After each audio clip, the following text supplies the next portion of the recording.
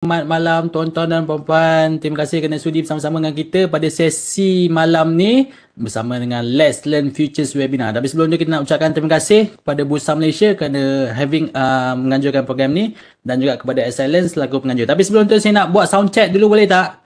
Kan sebelum kita proceed, takut nanti dah proceed ada problem ke, tak boleh dengar ke apa ke. So siapa yang boleh dengar suara saya cuba komen nombor 1.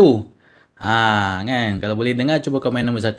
Okay, thank you very much Mia, Wong KL, Syaril Rahman. Oh 3, tiba-tiba Jasmine Zee ada pula komen 3. So baik. So thank you very much kepada semua yang bersama-sama kita pada malam ni. Kan untuk kita sama-sama go through kita punya session, iaitu pengajaran penting daripada pasaran niaga hadapan yang terkemuka. Kan. So bila cerita tentang kita punya market futures ni, so memang ada pakar-pakar dia dan ada dia punya otai-otai dia, sifu-sifu dia. So mungkin pada sesi malam ni kita akan go through beberapa sifu atau beberapa guru yang memang dah pakar dalam futures punya market. So sama-sama kita go through kita punya session pada malam ni. Okay, so sebelum tu kalau siapa yang ada problem yang masih mungkin tak dengar kita punya sound, so mungkin you boleh troubleshoot, dan juga pihak admin tadi dah masukkan dia punya step-step dia untuk kita configure, untuk kita tengok apa yang problem dia. So just make sure you follow the steps. So kalau tak boleh juga mungkin log out, log in ke macam mana. Okay. So seterusnya, okay, mandangan kita ni sesi ni adalah kita buat live, dan kalau sesiapa yang dah turn on video by default, so kita nak minta you all off sekejap you punya video kan. So takut nanti kita nampak yang bukan-bukan, dan juga takut nanti makan bandwidth. Kawan-kawan kita yang kesian yang guna line 3G, 4G ke apa kan, takut nanti bila banyak sangat dia punya ni consume bandwidth, so nanti sangkut-sangkut lah pula kan kita punya speaker punya presentation. Okay, so siapa yang dah on video tu, kita bagi masa dalam mungkin 3 saat untuk you off video. Okay, 1, 2, 3. Okay, terima kasih banyak kepada semua yang bersama-sama kita dan juga bagi kerjasama. So kita boleh proceed dengan kita punya majlis pada malam ni. Dan kan, of course mandangan kita punya sesi ni memang akan ada beberapa kekeliruan, dan mungkin first time you dengar few of the terms kan, few of the dia punya teknik, dia punya sharing session apa semua. So kalau ada apa-apa soalan, ada 2 step dia yang you kena follow, iaitu make sure you pilih Q&A kan kat sebelah chat button tu kan, you pilih Q&A dan you make sure you select all co-host. Kan, so step dia hanya 2 saja. You pilih yang Q&A tu dan make sure you select all co-host dan type lah kan you punya soalan, you punya kekeliruan. So nanti pada penghujung rancangan nanti kita akan sama-sama rungkaikan you punya permasalahan. Okay, dan juga ni baru juga kan, ini is very yang kata quite new. So Bursa Malaysia dia baru je nak launch pada bulan Disember nanti, awal Disember. Dia ada satu produk yang dikenali sebagai currency futures atau FCNH. Kalau siapa yang berminat nak trading, yang berminat dengan produk futures baru ni yang berkenaan dengan currency, so bolehlah attend kita punya session pada 30 November. So macam mana nak attend? You just scan QR code tersebut, atau pihak admin pun dah masukkan link, iaitu excellent.com/events. Siapa yang berminat boleh daftar sekarang, sebab bila you daftar nanti you akan dapat dia punya notification. Dan untuk makluman, ini adalah sesi kita yang terakhir ya. Kan, untuk pada tahun ni. Terakhir untuk tahun ni. So kalau nak daftar memang kena daftar siap-siap, sedut ilmu dia, dan kalau panjang umur kita jumpa tahun depan. Okay, so tanpa membuang masa pula, kita ada lagi satu. Itu yang webinar yang last untuk tahun ni. Kita ada lagi satu online workshop.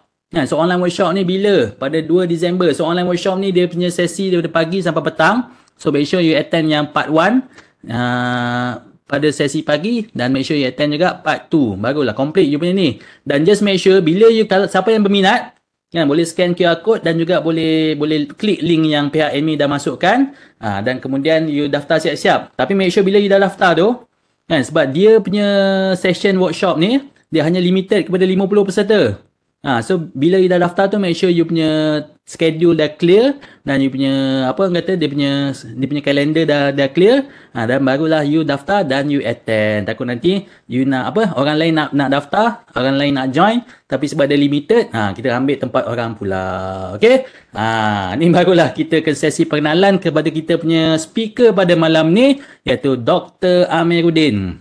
Dok ada kat situ, Dok? Hello Dr. Eza. Terbaik. Kan Dok Sedih lah pula kan dah hujung sesi ni kan. Ni mungkin kita punya last session sama-sama pada sesi tahun ni. So orang kata kita doakanlah kan market apa kita buat duit daripada market, especially hujung-hujung tahun ni memang banyak duit sebenarnya boleh buat kan dengan holiday season, dengan dia punya apa banyak-banyak season apa semua. So memang peluang untuk buat duit tu memang akan sentiasa ada. So tanpa buang masa saya serahkan kepada Dr. Amiruddin untuk kita punya sesi pada malam ni. Dipersilakan. Baik, terima kasih Andy. InsyaAllah saya akan mulakan sesi saya terakhir pada tahun ini. Lega sikit akhirnya habis gak sesi. Penat kita nak prepare untuk webinar-webinar ni. Untuk memberikan yang terbaik kepada para pendengar, kepada rakan-rakan supaya boleh menggunakan ilmu yang saya kongsikan ni, harapnya ada pengajaran yang kita boleh ambil dan aplikasikan dalam trading kita. Sebab saya memilih tajuk-tajuk ni dengan niat yang saya rasakan benda ni memang memberi manfaat kepada saya. So saya harap benda ni akan memberi manfaat juga kepada kawan-kawan semualah. Sebab benda ni kadang-kadang mungkin ada benda yang jarang dikongsikan di luar. Mungkin topik yang kadang-kadang agak rare ataupun kurang menarik sangat sebab bukan technical analysis. Tetapi benda yang saya rasakan penting untuk diketahui di luar. Dan seperti macam sebelum ni, kalau siapa yang mengikuti siri webinar saya, kita dah lalui daripada topik tentang psikologi trading, tentang emosi, tentang COT reports dan benda-benda agak rare sikit. Dan malam ni pula, again, another topik yang saya rasakan mungkin jarang diceritakan, tapi saya rasa menarik juga untuk kita belajar ataupun kita mendengar, iaitu tentang pengajaran penting daripada pakar pasaran niaga hadapan yang terkemuka, ataupun dalam bahasa Inggeris ni adalah kita nak belajar daripada future traders yang well known in the world. Ini macam top well known traders in the world. So future traders ni ada ramai di dunia ni. Di Malaysia ni mungkin kita jangan limitkan diri kita belajar daripada mereka yang di dalam Malaysia, tapi kita cuba cari lessons macam mana kita nak ikut langkah-langkah future traders yang dah terbukti berjaya. So ini yang dorang dah terbukti berjaya. So kita dah tengok apa ramuan-ramuan yang dorang dah gunakan, semak-semak yang dorang dah potong kan, dorang dah buka jalan dah untuk kita sebenarnya. Dorang dah tahu dah apa yang silap jangan buat, apa yang perlu buat untuk berjaya. So bila kita dengar pengalaman dorang yang berpuluh tahun yang dah buat, kalau tengok sekejap lagi ada yang annual return beratus persen, rekod dia sepanjang berpuluh tahun daripada future trading. Dia bukanlah trading FCPO kan per se, tapi lessons yang kita boleh dapat tu adalah satu lessons yang dia across the product. Kita boleh ambil across the product. Tak kisahlah trade apa pun, asalkan future traders kita boleh ambil pengajaran yang sama. So itulah niat saya pada malam ini. Okay, so mungkin a bit dry sebab dia tentang cerita, tapi harapnya saya cuba buatkan dia nampak menarik sikit lah untuk kita semua dengar, dan cuba catatlah benda-benda yang rasanya macam okay, future trader ni trader legend ni dia buat macam ni, sebab tu dia antara benda yang buat dia berjaya dalam trading dia. So itu yang kita nak catat-catat supaya kita boleh apply dalam trading kita. Okay, so seperti biasa disclaimer umum, tak ada apa pun nasihat pelaburan mula sebab kita nak cerita tentang pengajaran daripada 3 future traders yang terkemuka. Alright, so 3 tokoh yang kita akan pelajari pada malam ini adalah, yang pertama adalah Peter Brandt, di mana dia ada 27 tahun pengalaman. Kalau termasuk tahun ini, mungkin dah 30 tahun pengalaman dalam future trading. Kemudian kita ada Richard Bach, di mana dia menceritakan tentang kepentingan mindset, tapi kita akan juga belajar macam-macam nasihat-nasihat lain dia kepada orang yang baru, traders yang baru nak bermula, apa kesilapan yang dia dah buat, macam mana style trading dia, kita nak tengok. Mungkin kita tak boleh nak adopt sepenuhnya pun style trading dia, sebab nanti kita akan sentuh setiap orang ni berlainan, setiap traders tu berlainan, dan setiap trader ni kalau kita tengok legend-legend ni, walaupun dia adalah 3 individu yang berbeza, tapi ada beberapa common advices yang diorang bagi kepada kita. Bila nasihat yang sama Peter Brandt bagi, nasihat yang sama Richard Bach bagi, dan nasihat yang sama juga Daljit Dhaliwal bagi dekat orang di luar sana, maksudnya nasihat tu penting untuk kita take note, dan penting untuk kita catat dan tampal lah di mana-mana dalam bilik kita. Dan yang ketiga adalah Daljit Dhaliwal, tahu dan faham senjata kita dalam trading. Alright, so kita bermula dengan objektif malam ni ringkas, kita nak belajar. Belajar daripada antara futures trader yang terhebat di dunia.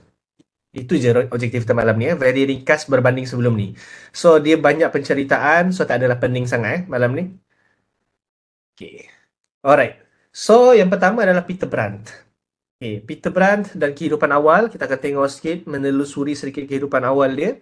Dan 10 perkara dan mungkin kurang, mungkin lebih sikit yang kita boleh pelajari daripada Peter Brandt. So, ini adalah Peter Brandt. Untuk yang tak kenal muka dia. Dan beliau antara future traders yang dia punya akademi sendiri.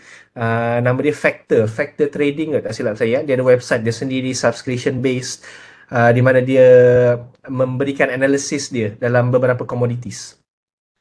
So, siapa Peter Brandt ni? So, dia seorang market wizard. Bila kita kata market wizard ni, maksudnya dia legend lah. Dia legendary dalam dunia trading. Yang dia mulakan career ini sebagai broker commodity. Macam ala-ala dealer remiser lah. Dekat broker house pada tahun 1970. Tapi dia pernah gagal dalam career dia.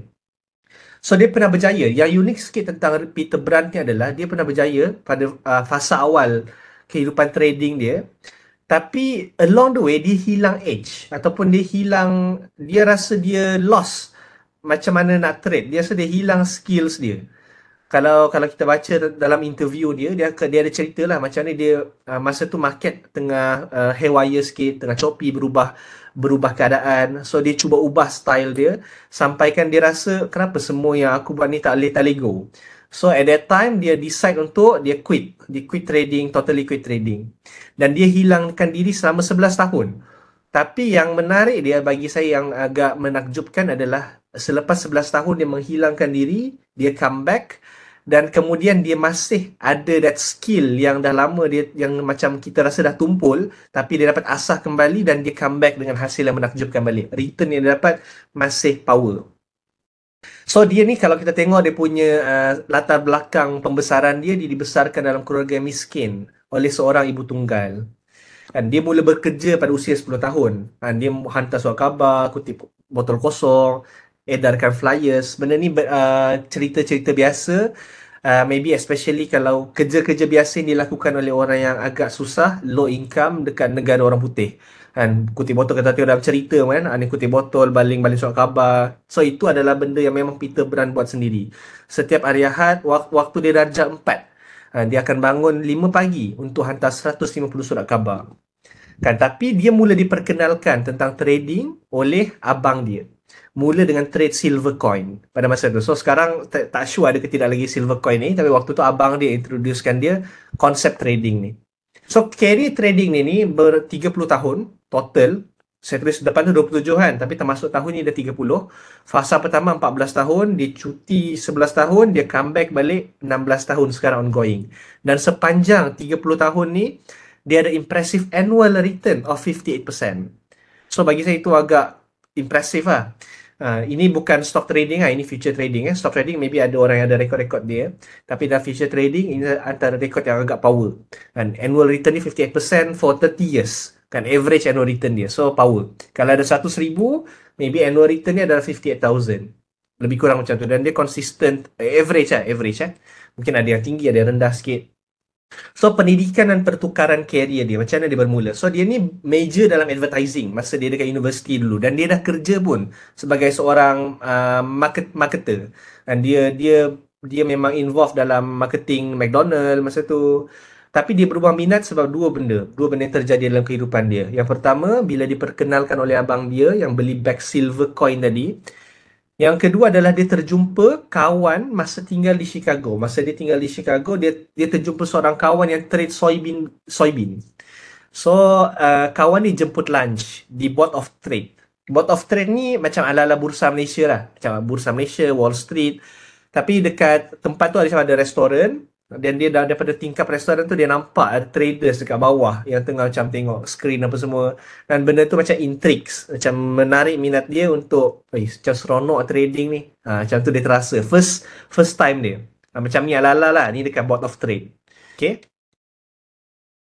So dia rasa intrigue dan nak buat benda yang sama macam traders-traders tu. Tapi masa tu dia masih kerja dengan advertising agency yang kelima terbesar di dunia dan involved dengan ads, McD dan Campbell. Lagi masa tu Campbell Mushroom Campbell tu kan.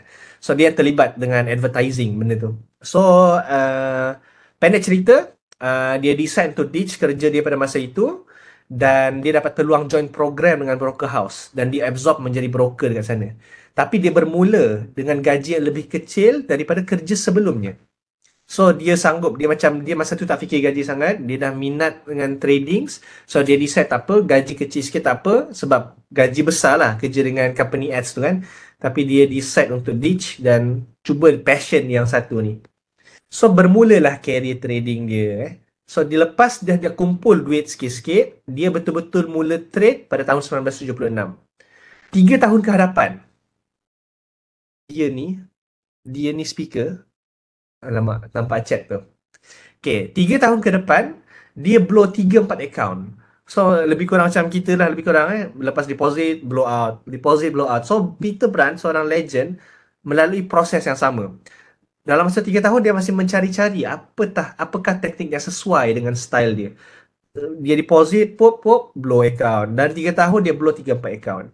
Tapi dua perkara yang bagi dia, yang dia rasakan, yang stop cycle tu. Cycle apa? Buka account, tukar cara trade, tukar cara lain, hilang duit, stop trade, mula balik. Dan benda yang proses yang kita semua dah lalui. Mungkin kita semua dah lalui sama-sama kan.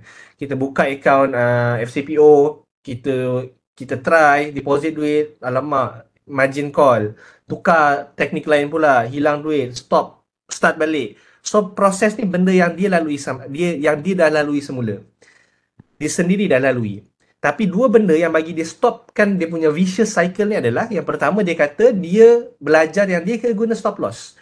So kita tak boleh afford untuk ambil significant losses. Kalau kita nak macam kita tengok dia kata pasal kita kena belajar kena guna stop loss. Kita kena bayangkan kehidupan dia pada masa tu dia tak sama dengan senario zaman sekarang. Pada masa tu tak ramai traders. Kita sekarang dah ramai traders, dah ramai orang yang mengajar. Jadi kita dah selalu dapat nasihat stop loss tu penting, stop loss tu penting. Tapi pada masa itu maybe the scenario environment tak sama dengan sekarang. So dan bagi dia pada masa itu stop loss nasihat yang kita mungkin dah amalkan sekarang, dia penting, sangat-sangat penting kan. So ini lesson pertama lah yang kita boleh belajar. Yang kedua pula, ada colleague dia, rakan sekerja dia, seorang chartis, datang ke meja dia masa dia bekerja dekat broker tu dan belikan sebuah buku, Edwards and Maggie, Technical Analysis of Stock Trends. So buku ni lah. So buku ni memang lama lah, dah lama punya buku. Zaman yang macam kita sekarang, macam saya study MSDA, dah berstudy buku lain. Tapi kalau bila dia ceritakan macam mana kawan dia tu belikan buku dia tentang technical analysis dan buku tu membantu dia dapatkan framework tentang pergerakan harga. Benda tu buatkan saya berfikir, maksudnya walaupun dia dah kerja dekat broker house pada masa tu, tapi senario at that time, technical analysis, mungkin siapa yang join webinar saya sebelum ni, pernah saya ceritakan, technical analysis ni dia lambat sikit adopted dekat dunia trading. Semua pada masa tu ramai yang adopt dengan fundamental analysis. TA ni maybe around 70s, 80s baru start popular. So Peter Brand mungkin hidup pada zaman tu, TA tak begitu popular lagi. So dia masuk broker house, dia diberikan dia start trading tanpa ilmu yang cukup macam kita sekarang tentang technical analysis. So bila dia dapat buku technical analysis tu, dia dapat satu framework untuk dia fahamkan tentang pergerakan harga. So dua benda ni yang stop vicious cycle dia tadi. Okay. So baru dia nampak peluang. So sebelum ni dia macam tercari-cari lah, macam mana aku nak berjaya ni Tapi lepas dia belajar TA, baru dia nampak peluang macam ni dia nak develop diri dia as a trader. Dia nak improve diri dia lagi. Okay. So tapi ironically, broker, kawan dia tadi tu yang bantu belikan buku tu tak pernah berjaya as a trader. So ini maybe to say yang trading memang is hard. Tak semua orang akan berjaya. Dalam broker house tu punya ramai trader-trader tu pun tak semestinya diorang akan berjaya. So it is a tough journey lah. Dan kita memang kena sentiasa belajar dan mencari cara macam mana untuk improve diri kita, okay, dalam trading journey ni. So dan dia stop kerja di broker setahun selepas tu dan dia fokus menjadi full time trader. Akhirnya dia stop. So dia fokus jadi full time trader dan power lagi Peter Brand ni juga adalah dia pernah bekerja as a trader dekat Commodities Corporation. antara prop trading firm yang legend. Siapa yang pernah dengar tentang Commodities Corporation maybe akan tahu ramai legend-legend traders pernah bekerja dekat sini, antaranya Ed Sekota, Peter Brand ni salah satu, dan ada ramai yang lain. Dan Commodities Corporation ni adalah subsidiary kepada Goldman Sachs. Goldman Sachs mesti ramai pernah dengar lah. So dekat sini memang world best trader berkumpul kat sana, dan dia akan managekan fund untuk company tu.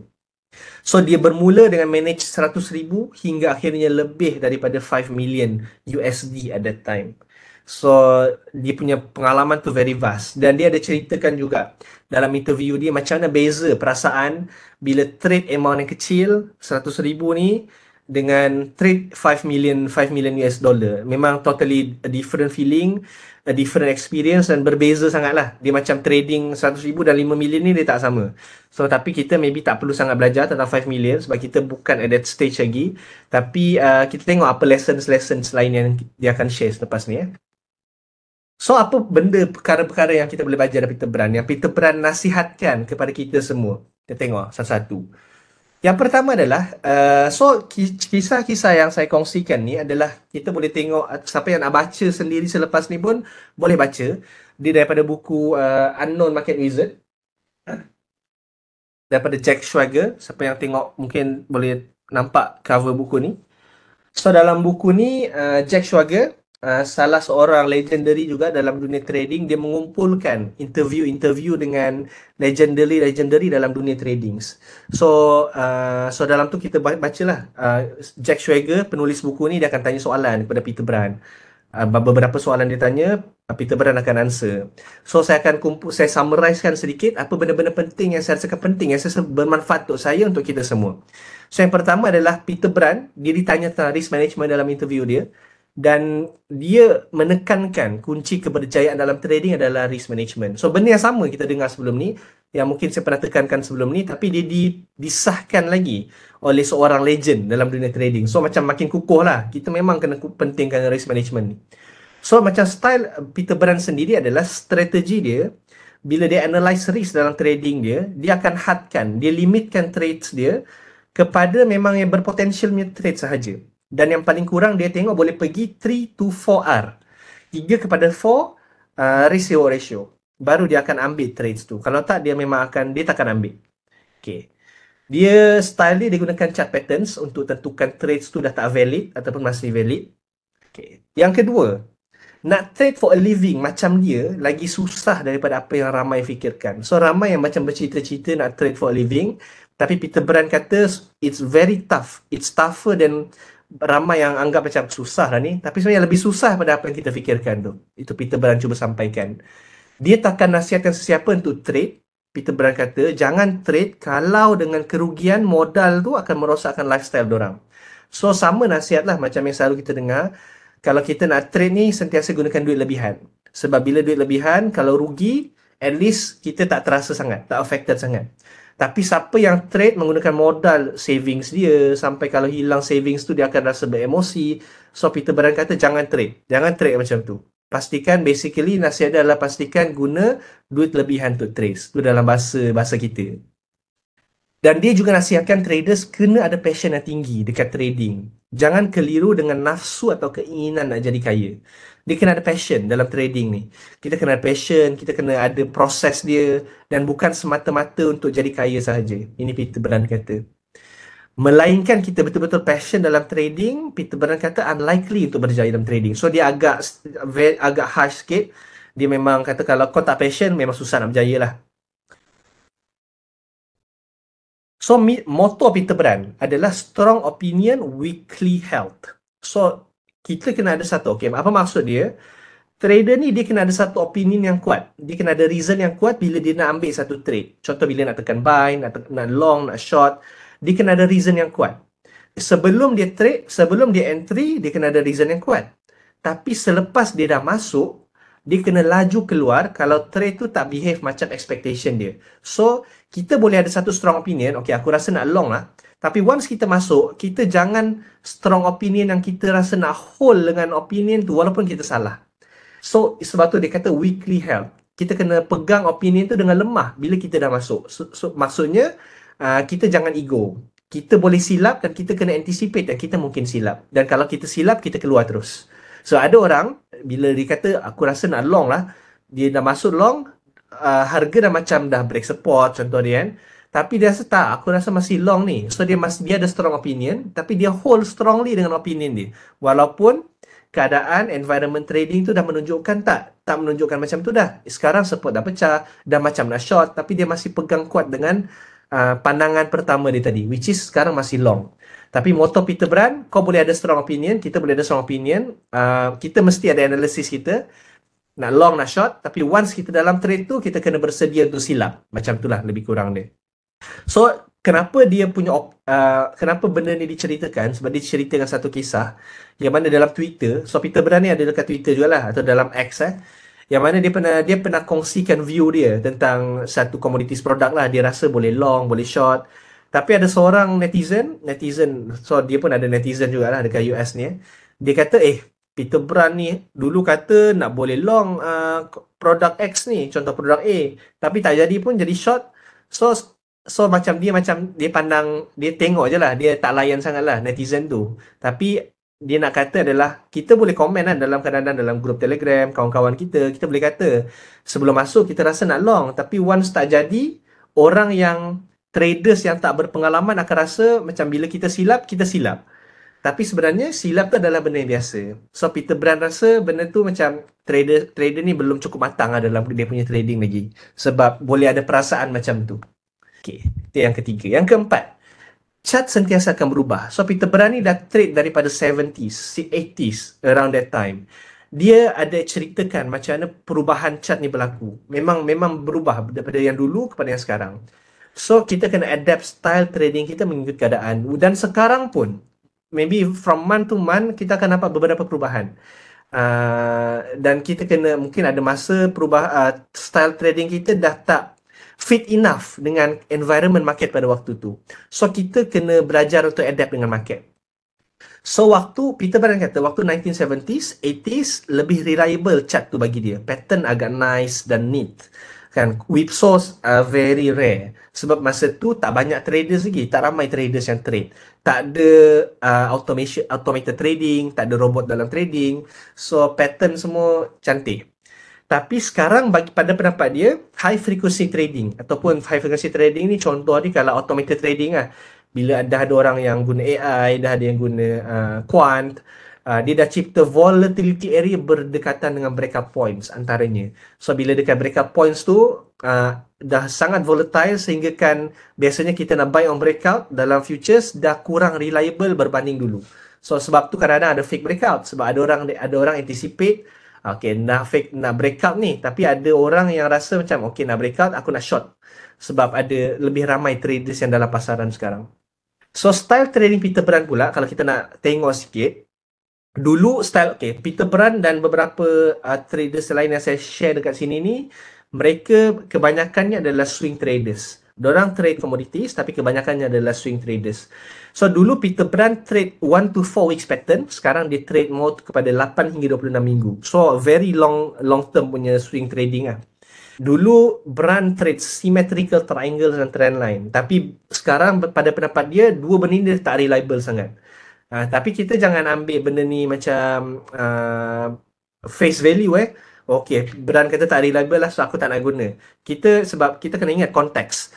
Brand dia ada produk yang dia trade. Dia ada trade futures, ada trade currencies. So dia punya produk-produk sendiri. Mungkin yang dia trade, Brand trade, kita tak trade. Yang kita trade, Brand tak trade.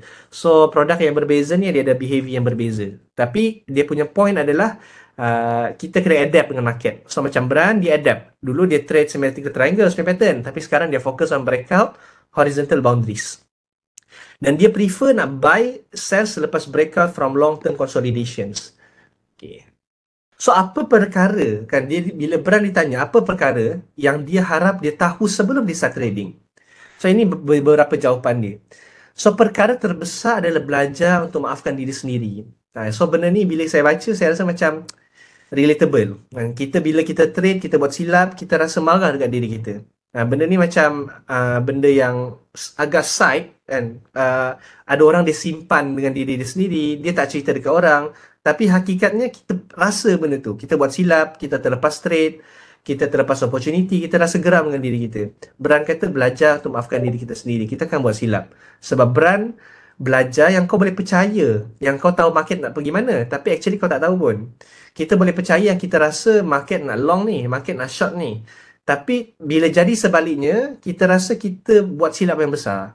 So actually kita boleh rasa yang kita pandai analisa market, market nak pergi mana apa semua, tapi kita kena terima hakikat actually kita tak tahu banyak sangat pun. Itu hanyalah analisis kita yang high likely boleh jadi dan boleh jadi tak jadi. So learn to forgive ourselves lah kalau benda yang kita analyse tak jadi. Okay. Brand sekarang tahu yang diri dia adalah musuh terbesar, diri dia sendiri. Sebab apa? Natural instinct dia boleh buat dia gagal. Dia hanyalah seorang impulsif. Manusia ni orang impulsif. So bila kita ni impulsif, kita sentiasa tengok chart, kita akan rasa ada macam nak masuk tu. Kita kena tekan. So dia tahu diri dia sendiri tu adalah musuh terbesar diri dia sendiri. So kena belajar untuk kawal diri sendiri. Kalau dia tak ada proses, Peter Brand kata, kalau kita tak ada trading proses, apa yang kita kena buat sebelum market, semasa market, after market, dan kita tengok screen je sepanjang masa untuk cari mana kita nak tekan buy atau sell, kita akan self-destruct. So ini pun macam agak relatable juga. Sometimes saya pernah buat dulu, sometimes saya buat lagi sekarang. Kita tengok chart lama-lama mengharapkan bila lagi nak entry. So itu macam self-destruct lah. Dia akan self-destruct ourselves saja sebab kita akan force trades most of the times. Kemudian, so yang ketujuh, kerja seorang trader adalah to take losses. Okay, Brand kata, losing trades tak bermaksud kita ni buat benda yang salah. Perkara yang susah tentang trading, so benda ni pun agak menyentuh juga untuk saya kan. Perkara yang susah tentang trading ni adalah kita boleh buat benda yang betul, kita dah ambil setup yang betul, kita dah ambil entry yang betul, tapi kita akan masih rugi. So itu yang susah tentang trading ni. Kita buat benda yang betul tapi rugi. So kita rasa macam, alah aku buat silap lah ni, kena improve lah ni. So benda-benda tu buat kita feel bad. Tapi Brand kata losing trade tak bermaksud kita buat benda yang salah. Dia ingatkan kita ni hanya boleh kawal entry yang kita letak, tapi kita memang tak ada any kawalan terhadap outcome trade tu. It can be anything. Dan dia boleh menjadi, boleh tak menjadi. So apa edge Peter Brand? Okay, edge ni saya rasa semua dah clear Apakah maksud edge? Apakah kekuatan lah? Macam apakah apa yang kekuatan Peter Brand ni dekat mana? Technical analysis dia ke, itu ke, ini ke? So Peter Brand kata bukan, trading dia tak bagi dia banyak edge. Bukannya style trade dia. Bukannya technical analysis dia tu bagi dia yang kelebihan yang besar. Dan bagi dia bukan chart pun yang bagi dia edge. It is a risk management. So Peter Brand ni adalah a firm believer of risk management. Edge dia adalah daripada disiplin, kesabaran dan order execution. So bila kita kata tentang edge, ramai mungkin ada yang berpendapat, mungkin indikator A adalah edge dia. Kalau dia follow je indikator ni, dia akan boleh buat profit. So itu contoh edge. Ada orang mungkin indikator adalah edge dia. Tapi untuk Peter Brand, edge dia adalah disiplin, patience dan order execution. Dia bersabar walaupun terlepas entry. Dia kena tunggu lama, dia berdisiplin dan bersabar menunggu entry yang betul untuk masuk. Dan benda tu yang membantu dia untuk buat profit, buat duit. So itulah edge. Dan ada kita mungkin TA lah, FA lah kan yang bantu kita buat duit. Ini adalah Peter Brand guna edge. Dia sanggup tunggu dan tengok market berminggu-minggu. Kita tak ada, sebab kita intraday kan. So mungkin dalam konteks intraday, kita mungkin kena tunggu berjam-jam. So itu adalah satu tempoh masa yang lama lah untuk intraday trader kan. Tapi Peter Brand berminggu-minggu dia sanggup tunggu sebelum dia entry. Tapi kena ingat adalah semua profit Brand datang daripada 10 to 15% daripada trade dia. So ini benda yang bila saya baca, dan inilah keseronokan bila kita baca pengalaman legendary traders ni adalah dia validate kita punya pembacaan sebelum-sebelum ni daripada trader lain. Kalau ingat sebelum ni saya pernah cerita, saya tak ingat saya pernah share dalam webinar sebelum ni ataupun tidak. Tapi dalam stock trading pun benda yang sama. Macam Mark Minervini, dia punya profit winning rate dia adalah 40%. So Brand pula bila dia kata profit dia datang 10 to 15% daripada trade dia, maksudnya lebih kurang winning rate dia hanyalah 10 to 15% lah. Lebih kurang macam tu. So tapi dengan 10 to 15% win rate, dia masih boleh buat annual profit selama berpuluh tahun dalam 50+%. nak kata macam dia punya risk reward ratio tu memang very big, dan losses dia tu dia boleh kawal very small. So ini macam validate beberapa pembacaan saya sebelum ni tentang trader, again trader-trader legendary yang lain, yang mana win rate ni, kalau Peter Brand ni, kalau tengok dalam interview dia yang lain, dia kata win rate ni is unnecessary. Dia kata tak penting pun win rate ni. So dia macam, ketegasan dia macam tu lah. So suara Amir macam jauh ke? Dekat sikit. So win rate bagi Peter Pan tak penting, asalkan jaga dia punya risk reward ratio lah untuk dia. Dan losses ni memang dia minimize. So sepanjang 20 tahun lebih dia trade, dia nampak pattern yang sama. So benda ni repeatable, repeated, berulang kali berlaku sepanjang 20 tahun. Tahun ni 10 to 15%, tahun depan pun macam tu, tahun depan macam tu. So dia tak perlukan menang yang banyak sangat pun, tapi dia masih boleh buat profit yang banyak. So itulah Peter Brand. So itulah age dia. So nasihat Brand untuk orang yang nak pursue trading career. Okay, apa nasihat dia untuk kita? Kita tengok. Ini macam nasihat daripada seorang otai kepada kita. Kalau kita rasa kita kena ada trading profit at some regular schedule, jangan trade. Dia kata, market tak janjikan hasil tahunan. Untuk Peter Brand tahunan lah, sebab dia swing trader. Tapi macam untuk kita, maybe harian. Kalau kita rasa kita kena ada every day, kena ada profit, jangan trade. Lebih kurang macam tu kalau Peter Brand punya nasihat. Sebab apa? Sebab market bukan setiap hari market ni cantik. Bukan setiap minggu market ni cantik. So kalau kita jenis yang aku nak setiap hari aku ada buat duit. So itu kalau Peter Brand dia very harsh, jangan trade. Maksudnya kau bukan orang yang sesuai dengan dunia trading ni. Trading bukannya macam kerja yang setiap hari akan dapat duit. Dia adalah bergantung dengan market. Dan market bukan sama setiap hari. Dan dia selalu pesan dekat yang nak jadi trader, expect untuk ambil 3 hingga 5 tahun untuk at least dapat clue. Clue saja, bukannya nak expert lagi ni. Baru dapat clue macam mana nak trade. Dan 5 tahun lagi untuk capai certain level of competency. So a total of 8 to 10 years. So itu adalah pesanan Brand lah, macam lama. So bila saya reflect dekat diri saya tak adalah, saya masih dalam journey tu nak capai level of competency, tapi memang it takes a long time untuk kita rasa clear dengan market, rasa nampak apa yang sepatutnya kita belajar. Saya rasa relatable dengan nasihat tu. Dan kalau kita tak ada 3 hingga 5 tahun untuk capai trading competency, Brand very harsh again, dia kata maybe kita tak patut trade. Kalau kita tak sanggup bersabar dan tunggu asas skill kita selama itu untuk capai macam a very professional punya skill, maybe kita tak patut trade. So ramai orang underestimate. So Brand macam maybe ini based on pengalaman dia lah kan, dia jumpa ramai traders. So kita hormati pandangan dia. So dan dia lebih tahulah sebab dia dah jumpa ramai lagi traders daripada kita, dan dia tahu yang ramai orang underestimate berapa lama penting untuk jadi profitable trader ni. Ada orang ingat setahun cukup pun kan, 2 tahun. Setahun pun rasa lama dah. 2 tahun rasa lama dah, tapi rupanya lagi lama. Kita punya sangkaan tu actually dah, yang kita ingat lama tu maksudnya masih singkat lagi.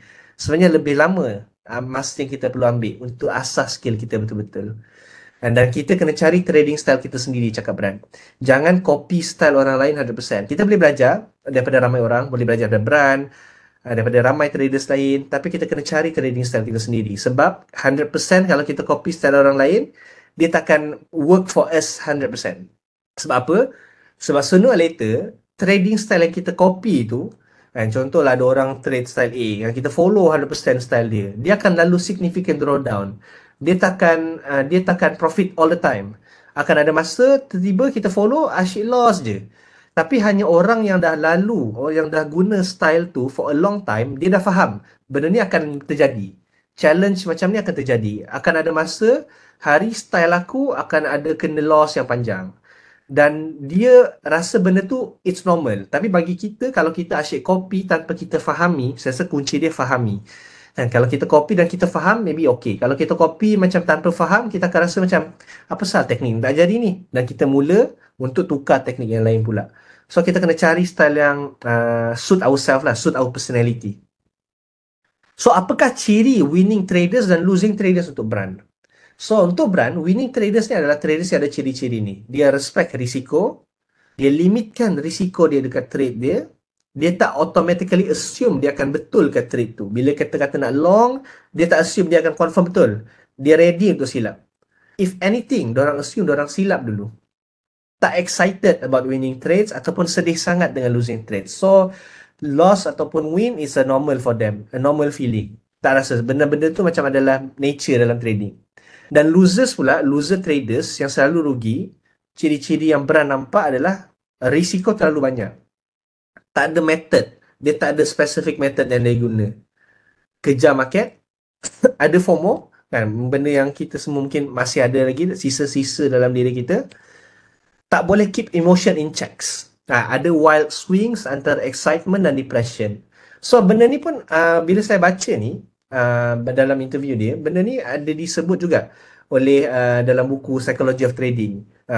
Benda-benda kelemahan traders. So saya rasa macam ada persamaan lah. Kita connect the dots lah antara benda-benda yang dinasihatkan oleh traders. So rumusan, kita recap sikit. Dan apakah nasihat Peter Brand? So ironically, apa yang ramai rasa paling penting untuk jadi successful traders, iaitu method ataupun teknik adalah yang paling tak penting untuk Brand. Yang paling penting bagi dia adalah risk management.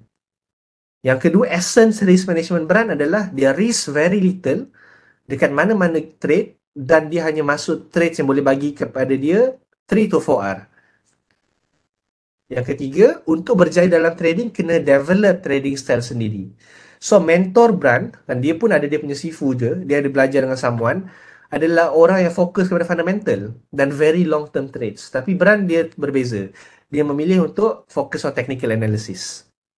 So apa lagi korang belajar? Kita share sikit lah dalam seminit dalam ruangan chat. Apa yang korang dapat, kita recap sikit apa yang dah belajar daripada Peter Brand pada fasa yang pertama ni.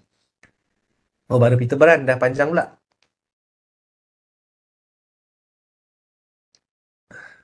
Suara dah clear Tak jauh, kena sabar 300%. Okay lagi. Sama-sama recap apa yang nasihat paling penting yang korang rasa berguna untuk diri korang. Take what market offer. Long term, termism, risk management. Okay. Jangan give up lepas rugi banyak. Take a break and relearn. Betul? Jangan kejar market. Patience, discipline, and execution. Waiting for the chance to arrive, then trade. Yep. Betul. Really good. Manage risk management well. Yes. I think the key point adalah risk management lah dalam yang untuk Peter Brand ya. Dan bila cakap tentang risk management, webinar sebelum ni pun saya pernah sentuh tentang topik risk management ni. Kalau belum kita belum ada skill risk management yang baik, dan maybe boleh recap dan tengok balik webinar saya sebelum ni untuk dapatkan sedikit idea macam mana untuk improve skill risk management kita. Sebab risk management itself is a skill. Kita kena belajar. Dia bukan setakat stop loss kena macam ni, TP kena macam tu. Dia adalah satu disiplin ilmu yang agak luas untuk kita explore. Okay. Alright. Okay, thank you. Okay, good interaction dan semua yang mendengar. Thank you very much. So, kita pergi pada yang next punya. I hope bermanfaat untuk korang. Kita pergi yang kedua pula. Oh, okay, satu lagi. Tentang Peter Brand yang saya nak share. Saya berminat nak share. Peter Brand ada kongsikan biggest losses Peter Brand yang saya rasa juga saya share sini a screenshot of interviews tu sebab saya rasa relatable juga dengan kita semua. Dan rupanya benda ni bukan kita sahaja rasa, tapi legend ni pun rasa juga. Okay, apa kata Peter Brand? Peter Brand kata first losing year dia after becoming a full-time trader occurred immediately following his best trading year ever. Selepas tahun yang dia paling perform, selepas tu adalah tahun yang dia rugi. Pernah tak korang kena jadi macam tu? Selepas hari untuk yang intraday trader kan, selepas hari yang korang perform kau-kau, hari selepas tu dia makan semua profit. Lebih kurang macam tu lah. So bila saya baca ni saya rasa a bit relatable. Dan dia kata dia reminded ada satu lagi market wizard lain pun benda yang sama jadi. Biggest losses dia sentiasa terjadi selepas biggest profit dia. Dan kenapa berjadi macam tu? So ini teori Peter Brand adalah dia akan ada tendensi untuk kerugian yang terbesar jadi selepas profit yang terbanyak sebab complacency. Kita rasa complacent. Kita dah rasa power. Masa tu kita mungkin tak perasan masa tu. Tapi bila kita reflect, maybe benda tu jadi. Sebab bila kita dah ada winning streak yang banyak, kita rasa profit dah banyak, kita rasa kita dah power. Aku dah power lah sekarang. kita ambil betul macam Lily Lim kata, kita becoming a risk taker yang lebih. A risk taker tu memang kena ada, tapi kita taking a bit more risk from one trade to another. Satu trade ni kita ambil lebih sikit, besarkan stop loss. Lepas tu kita besarkan lagi. So kita naikkan kita punya position size. Satu lot, dua lot, 10 lot, 20 lot. So daripada banyak profit, jadi worst performance ever. Sebab kita rasa overconfident. So benda ni rupanya bukan jadi kat kita saja, tapi Peter Brand pun jadi juga. Dan dia dah develop method lah supaya benda tu tidak berulang. Dan benda tu terjadi sekali sahaja dalam kehidupan Peter Brand. Tahun tu je dia realize benda tu dan dia overcome benda tu. Alright. So betul. Rasa lower terus tak letak stop loss. Okay, so yang kedua kita tengok tentang Richard Bach, kepentingan mindset. Okay, so kita tengok format yang sama. Kita tengok sikit kehidupan Richard Bach dan kehidupan awal dan 10 perkara yang kita boleh belajar daripada Richard Bach. Okay. So ini adalah Richard Bach, masih ada lagi, masih hidup lagi, tak silap saya. Tapi pun kita tengok dah agak berusia. So siapa Richard Bach ni? So dia mulakan career dia dengan trade prop account. Okay. Pernah ada annualized return, ini lagi power lah, 280% annualized return di selama 6 tahun dengan maximum drawdown 11% sahaja. Tapi untuk saya macam bagi konteks sikit, macam mana ada traders yang boleh dapat return yang very big ni, sebab ada some of them ada yang menggunakan margin punya yang lebih tinggi daripada biasa. So macam saya tak sure sangat konsep dekat style diorang macam mana.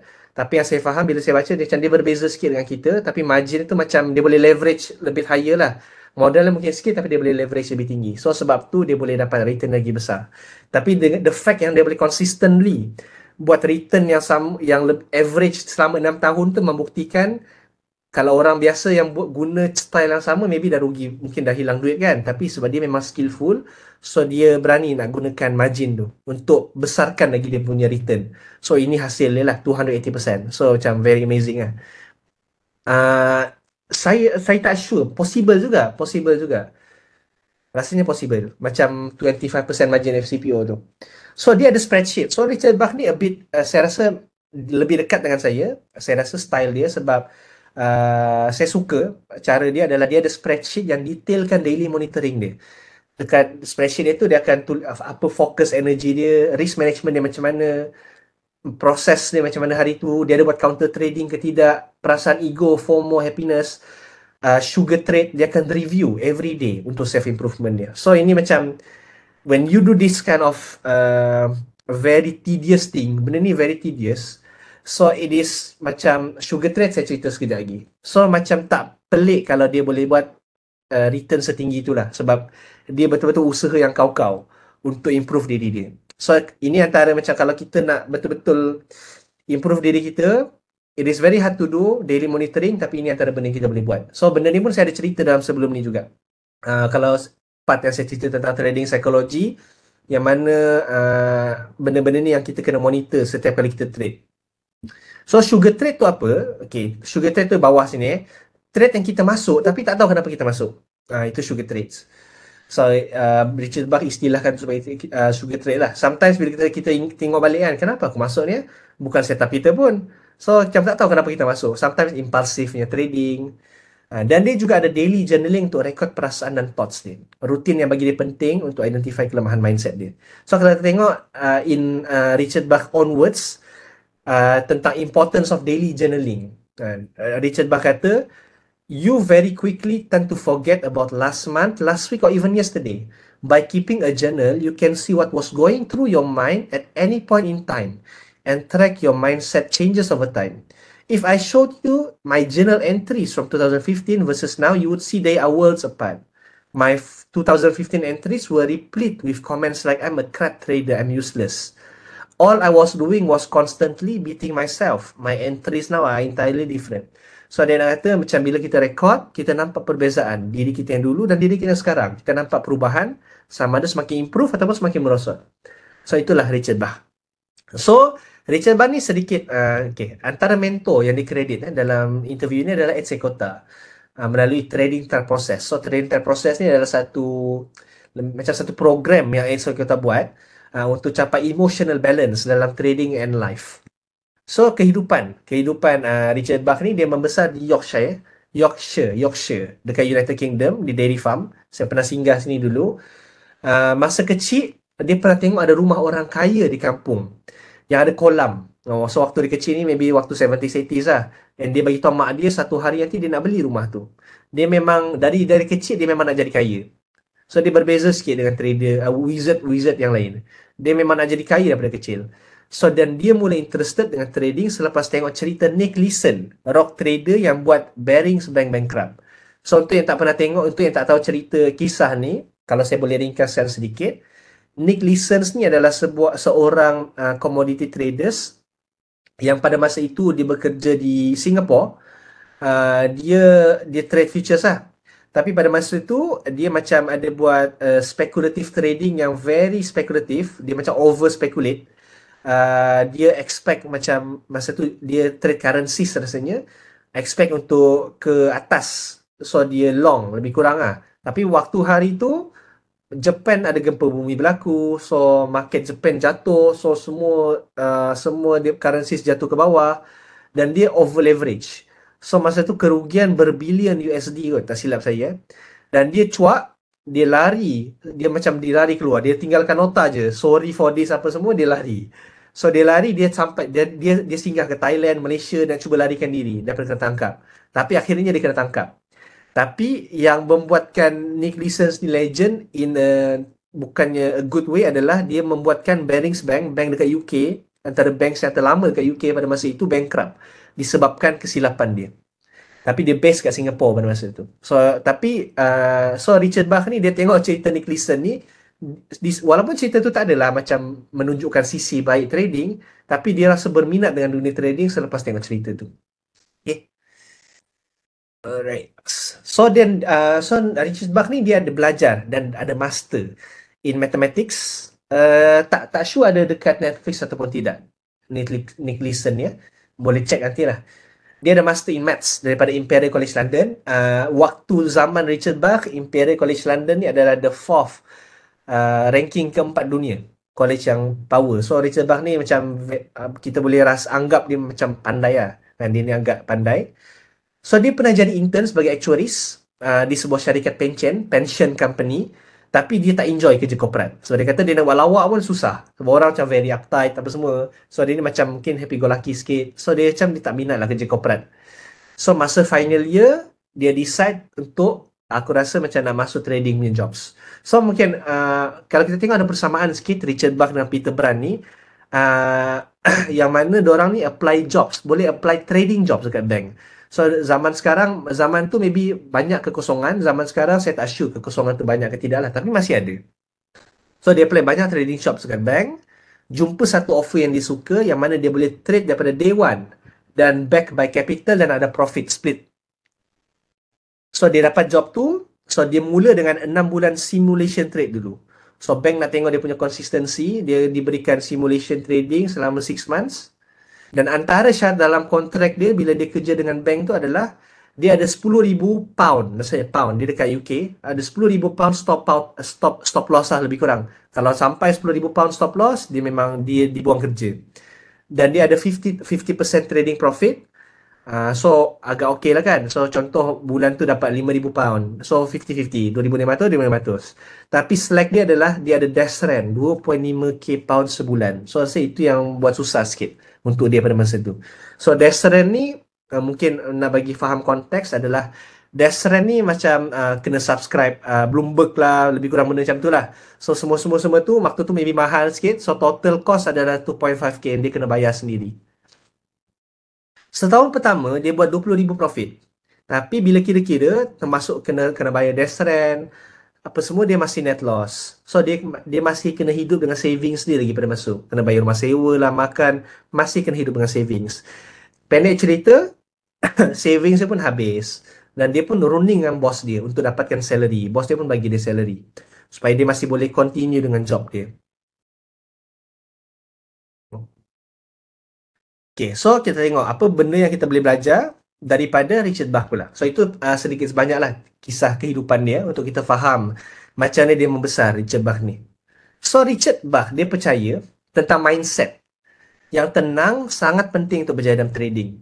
So, bila Richard Bach ni tak berada dalam mindset yang betul, dia akan stop trade dan berehat. Sebab dia realize waktu tu kalau mindset dia tak betul, dia force, dia akan loss lagi banyak daripada biasa. Dan kita rasanya relatable dengan kita lah. Bila kita dah loss yang banyak, kita force, kita akan loss lagi banyak. So, ini benda yang bagi saya antara proses saya tengah cuba adapt sekarang. Bila kita dah ada loss yang banyak, kita relax, kita kurangkan trade, kawan-kawan trade, ramai trade apa semua, tak apa, relax. Kita kena kenali diri kita. Impulsive trade selalunya di-trigger oleh ketidaksabaran. Okay? Tapi ini tak berapa penting, saya tunjuk. Okay. Peluang dalam market adalah irregular dan sebab tu goal nak dapat consistent earning adalah tak realistik. So again, bila saya baca ni, saya tengok ini, Peter Brand pun ada cakap benda yang sama. So Richard Bach pun cakap benda yang sama. Dia kata tentang market punya chances, market punya opportunities ni irregular. Kita tak boleh expect kita boleh dapat consistent earning every day ataupun every week. Itu adalah tak realistik. So ini mungkin wake up call untuk kita. Kalau kita try paksa untuk ada consistent profitability, kan, kita nak every day aim RM1,000 contohnya. Hari ini dah RM1,000, esok dah RM1,000. Kita takut kita akan ada tendensi nak ambil suboptimal trades. Maksudnya trade tu tak adalah setup yang power sangat, tapi kita ambil juga sebab kita nak cukupkan RM1,000. Dan dia mungkin akan mengurangkan kita punya profit tu nanti. Okay. Kalau trade tak turn out as expected, cut loss terus. Gunakan stop dalam setiap trade adalah cara untuk kawal losses kita. So, Richard Bach pun again macam Peter Brand, dia menekankan tentang stop loss. Dan tapi style dia, kalau dia elaborate sikit, dia kata, kalaulah trade kita tu dah lama, macam Richard Bach ni pun style swing trader juga. Tapi kalau dalam konteks intraday trader, Richard Bach kata kalau dah lama, tapi harga yang kita entry tu tak bergerak lagi. Kita tak sepatutnya tunggu kena stop baru kita nak anggap dia dah tak valid. Kalau kita tengok, alamak, harga macam dah nak kena stop loss better aku cut je lah. Itu style Richard Bach. Kalau rasa macam pergerakan itu dah tak cantik, then cut je. Tak payah tunggu sampai kena stop loss. Itu adalah Richard Bach. Apply on futures and stocks. I think it's applicable on futures and stocks. Dia macam lessons yang intra market lah. Dia boleh across the market. So, trader tak perlu exit profitable trade semuanya sekaligus. So, kalaupun dah capai target. So, ini macam dalam konteks kalau kita trade lebih daripada satu lot. Contoh kita trade 3 lot, 4 lot. So, kalau dah capai target, contoh kita target 30 ticks. Richard Bach punya style, janganlah exit semua sekaligus. Mungkin TP 50%, 2 lot lagi tinggalkan. So, kalau market terus bergerak, at least kita dapat profit yang lebih. So, ini style ni sama macam Mark Minervini lah. Kalau dalam stocks, dia sama macam Mark Minervini. Bila dah capai profit, kita exit 50%. Dapat lebih, kita exit lagi 25%. So, saya nampak ada similarities kat sana. Richard Bach punya style. So, Bach punya style, dia secara rutin, dia akan simpan 10 to 15% daripada position dia. So, kita kena ingat juga konteks dia adalah maybe ada yang tak relatable sangat dengan kita kalau kita trade satu lot sahaja. Tapi one day, maybe kita akan trade 2 lot, 3 lot. So, bila kita buat macam tu, especially masa FCFO tengah tak volatile sangat, so maybe kita ada modal lebih untuk trade lebih sebab margin kurang kan. So, mungkin ada yang trade 2 lot, 3 lot. So, kita boleh cuba style macam ni. Bila capai TP, kita TP satu, simpan satu. Lebih kurang macam tu lah. Okay. Okay, so dia tahu kalau kita buat macam tu, at least kita tak ambil extra risk. Tapi kita boleh improve profit kita kalau jadi dia terus bergerak ke atas. Okay, kerosakan. Okay, ini antara benda yang penting saya rasa. Kerosakan damage daripada bad trade. Trade yang teruk, dia extend beyond losses daripada trade tu saja. Dia bukan setakat loss daripada trade yang kita dapat. Tapi dia beyond daripada setakat rugi. Kalau kita ambil trade yang tak cantik ni, bukan rugi je kita dapat. Itulah point dia. Trade yang teruk, okay, bila kita ambil bad trades, dia bukan sangat rugi, tapi dia akan menggoyangkan keyakinan kita. Dan bila keyakinan dah goyang, kita akan takut nak ambil chances dekat winning trades yang akan datang. So, kita akan lost opportunity, kita akan lost confidence. Dia bukan setakat rugi saja. So, ini yang kita kena ingat. So, miss profit tu sendiri, kalaulah kita tak ambil bad trades, confidence kita masih ada, dan kita ambil trades yang cantik yang seterusnya yang datang, maybe kita dah boleh cover original losses yang kita dapat. Tapi kalau kita ambil bad trades yang banyak sangat sebab bad habits kita akan hilang confident dan lepas tu miss profit. Ini mungkin pernah jadi dekat kita lah. Kita dah saduan, kita macam tengok market lama sangat. Kita entry. Lepas tu malam tiba, waktu volatile, waktu market cantik, kita dah takut nak ambil. Sebab kita dah lost banyak sangat di waktu petang. Contoh dia lah, kalau trade crude oil ke, FCPO ke. So, sedangkan kalau kita tak ambil bad trades tadi, confident kita masih ada, kita ambil trades waktu malam tu, kita dah profit banyak dah. Itu contoh. Contoh dia, maksud dia kat sini. So, trader juga kena bezakan antara trade outcome dan trade decision. Kadang-kadang a good decision ada poor outcome. Decision yang baik, kita dah ambil decision yang betul untuk ambil long pada setup kita. Tapi ada poor outcome.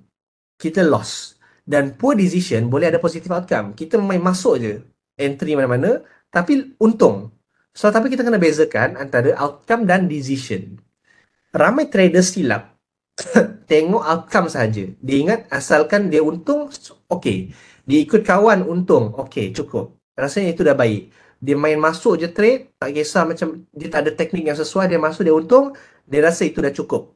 Sedangkan itu adalah outcome. Decision dia masih poor sebab dia sekadar tak ada method yang betul. So, kita kena fokus on the decision kita. Tak kisahlah outcome dia poor ataupun tidak, asalkan decision kita bagus, dan eventually kita akan we can gain the good outcome lah, macam tu. So, kita kena evaluate based on the decision yang kita buat, sama ada konsisten ataupun tidak. Okay. Alright. So ini Richard Bach komen tentang trend following system. Okay, mungkin style saya trend following system. So, ini adalah komen Richard Bach. So, Richard Bach kata, by itself, sistem tu sahaja sendiri tak cukup. Tapi yang lebih kritikal, maksud sistem tu sendiri adalah kita tahu bila nak entry, bila nak TP, bila nak cut loss, itu je tak cukup. Elemen yang lebih kritikal dengan trend following system adalah tentang cara kita manage risk kita dan cara kita take profit bila kita dah masuk dalam trade tu. So, ini pun lebih kurang point yang sama macam Peter Brand, tapi Richard Bach dia elaborate sikit. Okay, apa maksud dia? So, Richard Bach dia bagi contoh diri dia sendiri. Dia style dia dulu, dia suka aim home run bila guna trend following. Dia akan masuk bila ada trend dan dia guna trailing stop untuk keluar. Tapi dia sedar kalau ada movement besar kan, yang kalau kita mungkin pernah rasa kalau kita trade crude oil ke contohnya ataupun FCPO, kalau ada movement besar naik atas, dia boleh jadi patah balik laju ke bawah dan pasuk ke trailing stop dia. Dia benci keadaan macam tu jadi sebab profit dia yang patutnya mungkin dah 500 tick ataupun contoh 50 lah, 50 ticks dia bagi balik dekat market sebab trailing stop tu dia tak adjust. So, dia kata kita kena trade based on personality kita. Kita kena rasa tenang dengan cara kita trade. So, kalau kita benci, bagi so much profit back to the market, dan kita kena adjust. Macam mana cara supaya kita tak bagi banyak sangat profit dekat market. Kalau kita, dan kita tak boleh dapat semualah. Kita tak boleh dapat best of all the worlds. Kita kena tahu personality kita macam mana. Kita loss macam mana kita tak suka. Break even kita okey ke tidak. Kita nak aim profit yang banyak ke tidak. Sometimes ada style trading, kalau kita nak profit yang banyak, kita mungkin kena risikokan, kita selalu kena stop loss. Contoh dia, kalau kita selalu TP, fixedkan TP kita 30 ticks, 40 ticks, kita akan hilang miss opportunity untuk dapat home run. So, kita kena tengok antara keduanya tu mana yang lebih sesuai dengan personality kita. So, Richard Bach dia pentingkan to trade personality kita, mana yang kita lebih tenang bila kita trades. Okay. Okay, so lepas kita dah keluar daripada trade, mana-mana trade pun, kita kena lupakan. Kita untung ke rugi ke, lupakan. Tapi kalau kita masih rasa tak selesa, rasa geram, rasa tak best, kita kena explore perasaan tu. Sebab apa yang buat kita tak selesa tu. Dan kita kena faham benda tu. So, benda ni pun bagi saya antara benda yang penting. Sebab kita kena faham, macam saya kata, macam yang diulang-ulang berkali-kali tadi, adalah setiap orang ni ada personality yang berlainan. Walaupun style trading yang sama, tapi personality tu berlainan, emosi yang berlainan. So, mungkin ada orang jenis trading stop, dia suka naikkan cepat. Ada orang dia suka, okay, kita take time sikit. Dia tak kisah kalau untung tu dia bagi banyak balik kepada market. So, at last, kita takkan sama. Everyone, each of us takkan sama style trading kita. Kita boleh belajar. Tapi selepas tu kita cari macam mana style yang sesuai dengan personality kita. So, ini adalah Richard Bach punya penekanan. Okay. So, perasaan tak selesa tadi tu yang push Richard untuk develop method dia, cara cari cari cara macam mana nak exit daripada trend trades. So sebab dia tak suka bagi banyak sangat profit dekat market, so dia cari cara develop method macam mana style yang dia selesa lah untuk exit, untuk trailing stop yang dia selesa, style trailing stop yang dia selesa. Sama ada guna market structure ke, guna ATR ke, guna moving average ke. So dia Richard Bach ada style dia sendiri yang dia develop over the time. So style trading Richard macam mana? Okay, kalau kita tengok style trading Richard, a bit unique juga. Richard ni dia mainly event driving trades. So dia based on fundamental analysis. Berbeza dengan Peter Brand. Dia campur sikit dengan technical. Tapi mainly adalah fundamental based on events. Major events. Dan dia ada belajar juga daripada lessons yang dia belajar daripada Peter Brand. Okay. So apa specifically yang Richard belajar daripada Peter Brand adalah keep loss as small as possible is critical to capital preservation. Okay, itu yang pertama. So benda paling penting dalam trading adalah mental capital. So mental capital, kita kena be in the right headspace for the next trade. So kita tak boleh emosi sangat, tak boleh stress sangat. Mental capital ni penting. Kita tak boleh macam trade banyak sangat sampai kita punya otak dah tak boleh nak berfikir dengan clear. So mental capital ni antara benda yang benda yang penting untuk kita emphasize juga. Biasa kita selalu cerita tentang trading saja kan. Tapi kemudian ada side-side lain yang kita boleh explore selepas ni. Antaranya ada psikologi tadi, mental capital. So itu penting untuk kita faham juga.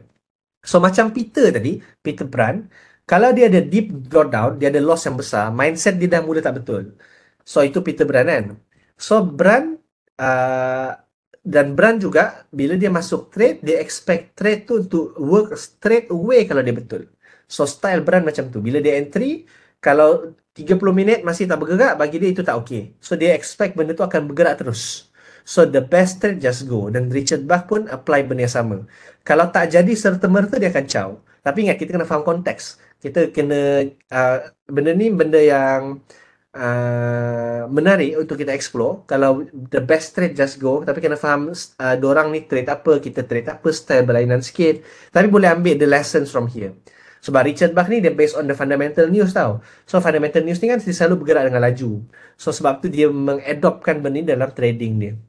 Sebab Peter satu dia trade large position dan based on events. So dia pernah tunggu 20 saat. 20 saat tak jadi, dia pernah caw. Dan dia boleh tunggu from 20 seconds ke several minutes untuk tengok dia betul ke salah. So itulah berbeza sikit Peter Brand dengan kita. Okay. Bukan Peter ni Richard ni. Richard Bach. Okay, dia tak tunggu kena stop loss dulu baru dia caw. Okay, kita tengok lagi seterusnya. So komen Richard tentang mental dalam trading beliau. So, okay, ini tentang mental trading lah. So, Richard Bach ni dia gunakan perasaan dia sebagai input kepada trading dia. Dia akan cuba spot on real time bila dia start trade poorly. Benda yang jarang juga kita buat. Mungkin kita boleh self-aware selepas ni. Contoh bila kita trade, rasa macam, apa salah aku trade ni macam dah tak betul sangat. So, dia akan spot on benda tu. Dia akan, dia actively berfikir tentang perasaan dia.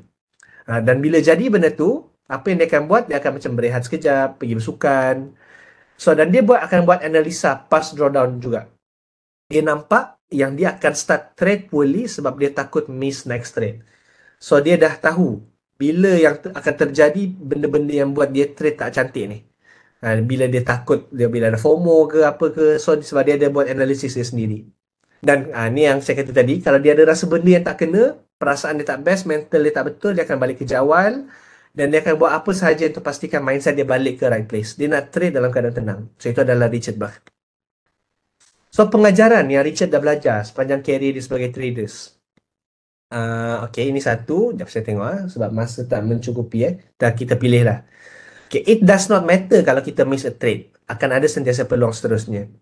Mental capital, aspek paling kritikal dalam trading. Okay. Okay, kalau kita trade, ni pun penting juga. Kalau kita trade yang hasilnya rugi, tapi kita tak buat silap pun, setup semua dah betul, kita kena boleh bercakap dengan diri kita. Kalau ada setup yang sama lagi, kita akan buat benda yang sama. Walaupun yang first time tu rugi, second time rugi, tapi kita tahu based on kita punya backtest kita, analisis kita, benda tu akan jadi, akan ada masa dia jadi, dan dia jadi, dia power. Itu kita punya keyakinan. So, jangan kalau kita dah buat satu trade, kita follow setup A, tak jadi, kita rasa takut nak ulang setup yang sama. So, itu adalah Richard Bach punya pengajaran. So, peluang dalam trading sangat bersepah. Okay. Okay, Richard Bach yang menarik dia adalah tahun 2017 hampir semua profit dia datang daripada 2 minggu pada bulan Jun dan sehari pada waktu Disember, itu je Richard Bach. So macam sebenarnya total profit dia tak tahu berapa persen, tapi daripada 2 minggu dan sehari je. Yang lain mungkin ada yang break even, ada yang loss, tapi maksudnya nak kata kita boleh dapat profit yang banyak dengan hanya trade several weeks a year lah sebenarnya. Itu yang Richard Bach cuba cakap. Opportunity tu sentiasa akan ada. Okay. Okay. So, kita kena maafkan diri kita kalau kita buat silap, alright? Untuk satu jangka masa dalam, okay. Richard Bach ni pun jenis yang bila dia buat silap, dia rasa nak salahkan diri dia. Apa salah aku buat silap, apa semua. Dan benda ni berlaku pada satu tempoh masa yang lama. Dan saya rasa benda ni pun relatable dengan kita juga. Sometimes kita rasa kita yang teruk. Sedangkan kita buat proses yang betul. Richard Bach ambil masa yang lama, 4 to 5 years untuk faham konsep ni. Kita akan buat silap, it's okay, move on. Tengok skrin sepanjang hari macam kasino yang ajak kita trade. Kita kena lindungi diri kita dengan temptation untuk ambil impulsive trade. So don't look at our screen for the whole day ataupun untuk masa yang lama. Okay. Rumusan. Okay. Apa yang kita belajar pula daripada Richard Bach? Mari kita recap. Saya sempat 2 je pada malam ni pada 9.40. So kita recap sikit apa yang kita belajar daripada Richard Bach. Saya tak tulis yang ni. Apa yang korang belajar? Apa yang tuan-tuan puan-puan semua belajar daripada Richard Bach pula pada kali ini? Boleh kongsikan sikit. Suara saya tak okey sangat hari ni. Agak letih. Rasa nak hilang dah suara.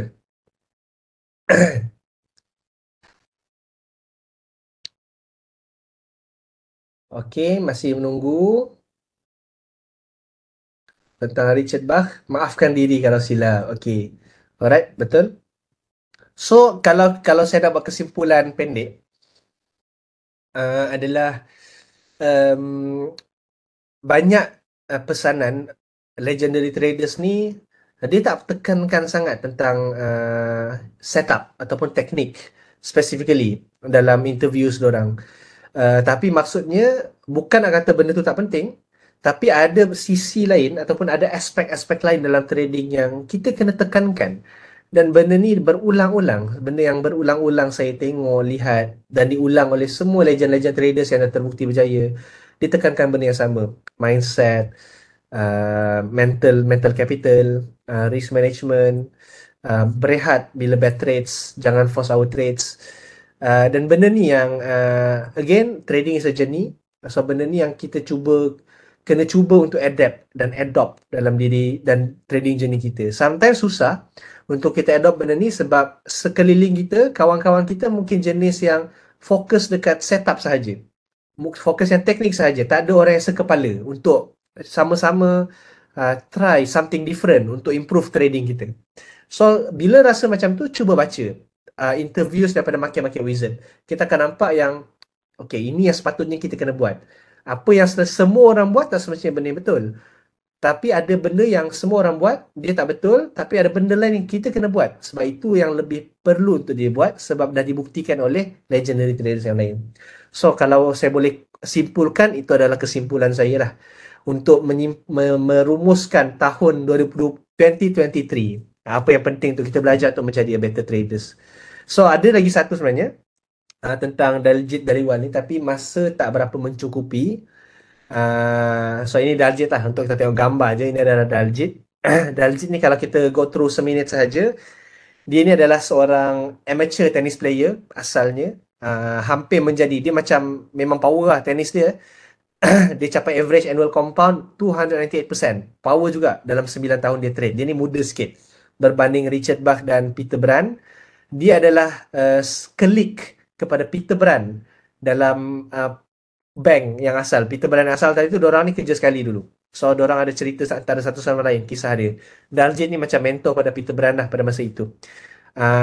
So, okay, ini tak penting. Penting. Banyak yang penting So, pendek cerita, so dia pun stop main tenis. Dan Daljit ni dia study economic and finance. Dia pun bermula, dia pun masuk bank juga, kerja-kerja berkaitan dengan trading, sama juga macam Richard Bach dan Peter Brand tadi. Kita tengok apa lessons yang kita boleh, satu lessons yang kita boleh belajar daripada Daljit. Okay, maybe nombor 2 ni. Improvement besar ni saya cari yang berbeza sikit daripada yang lain lah. Okay.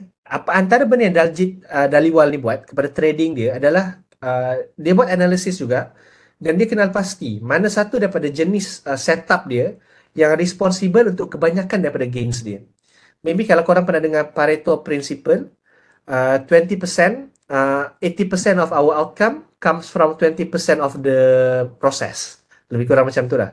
So, Dhaliwal mencari manakah 20% daripada trading setup dia yang contribute kepada 80% of outcome trading profit dia. Sebenarnya kita punya, kalau kita mungkin analyse diri kita, saya rasa benda ni applicable juga untuk kita.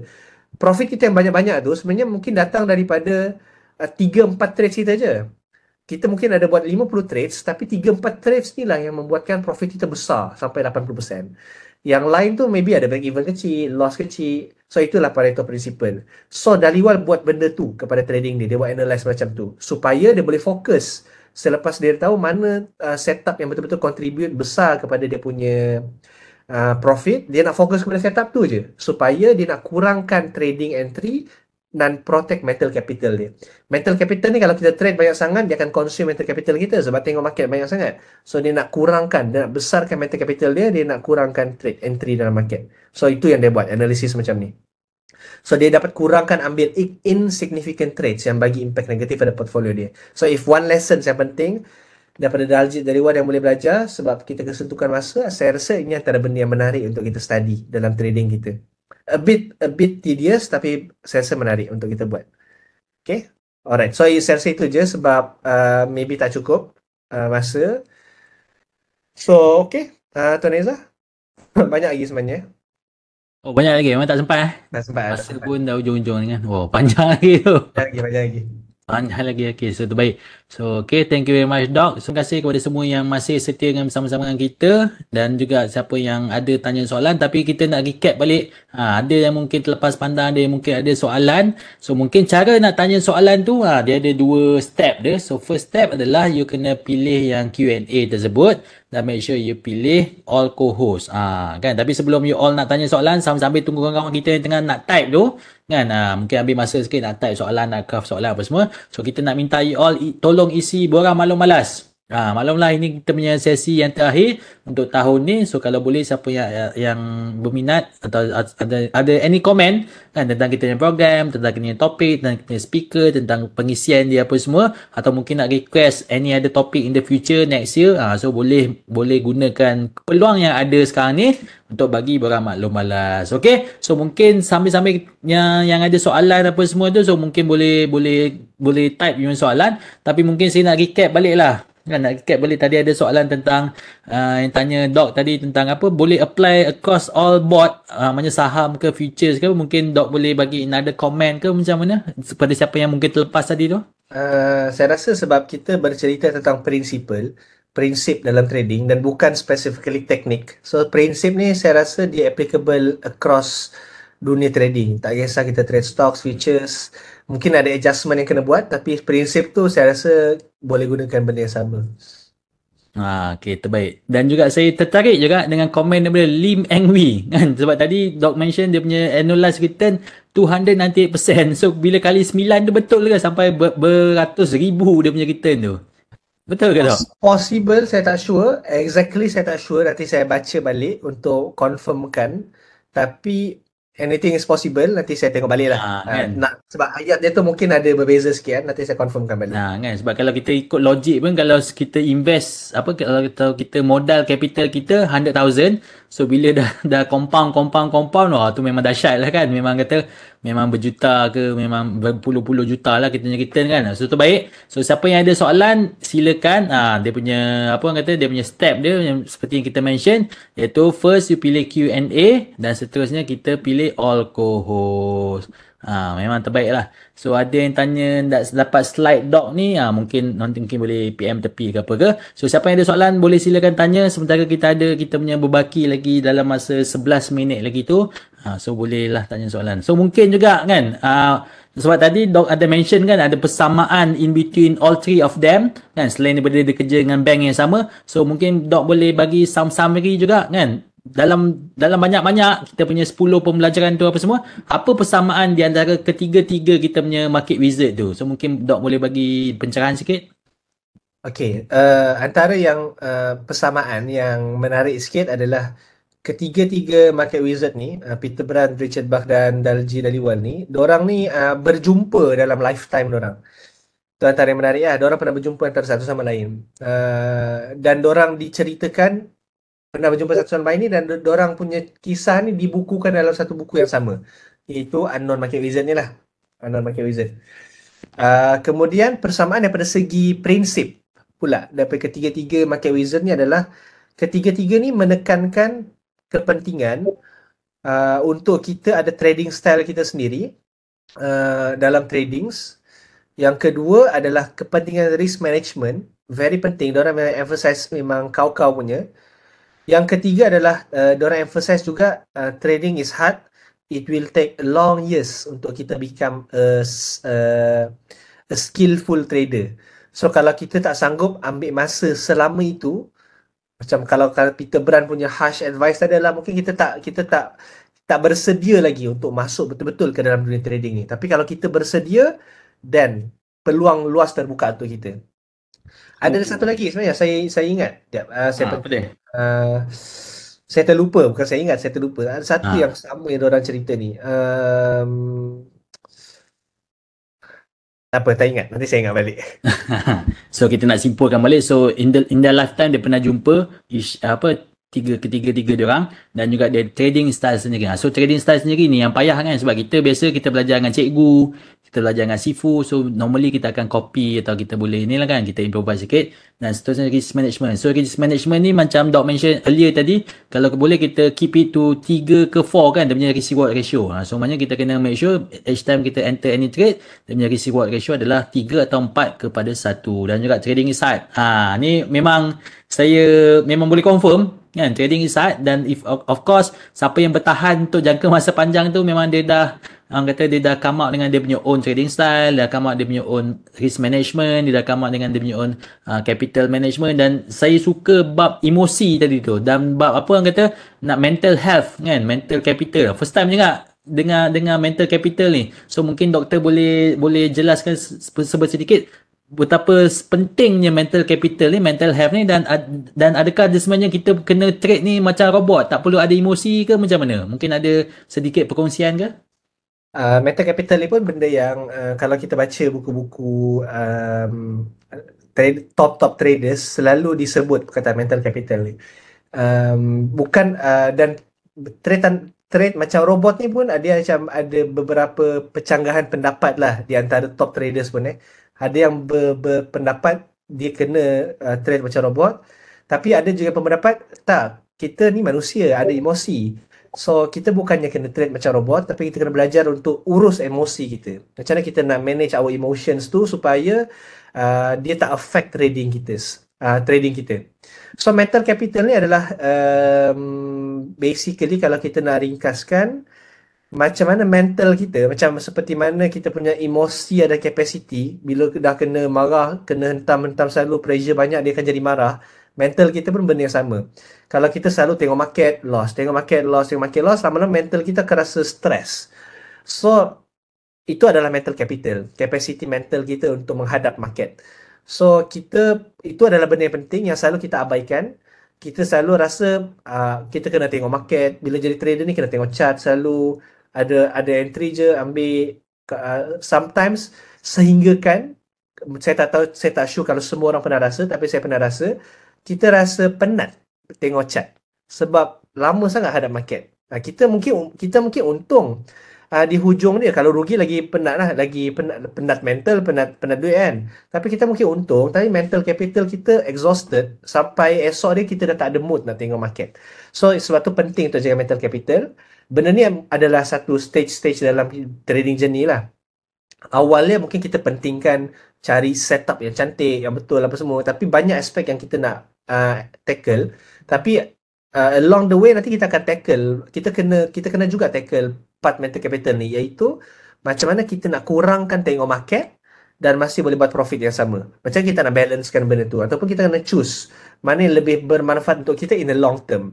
Mungkin profit kita kurang sikit, kita tengok market kurang, tapi in the long term kita boleh bertahan lama dalam dunia trading. So itu adalah kita punya aim. Kita kena ada long term view. Tak guna kalau kita tengok market hari-hari, kita guna time frame 30 saat dan menghadap market 23 jam, tapi kita bertahan setahun je. Lepas tu kita dah tak bersemangat nak tengok market. Kita kalau boleh nak survive dalam market selama-lamanya. Okay.